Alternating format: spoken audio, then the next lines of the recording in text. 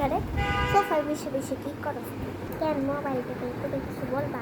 না কিছু কম না, একটা বিস্কুট কিনা। বিস্কুট খাবার তার টাকা দাও। এইলো তোর 20 টাকা। এই তোর 20 টাকা। আচ্ছা নিয়ে আসছি। আমি আমি আমি 20 টাকা বিস্কুট পাই নাই, ঝাল চানাচুর নিয়ে আসছি। আরে ভালো মতো দিতে যাবো না। চানাচুর পুরা প্যাকেটে বাতাস ভরা। তুই কি নিয়ে এসেছিস? আমি যা দোকানে পাইছি তাই নিয়ে এসেছি। এবার অবশেষে একটু দেখছিস।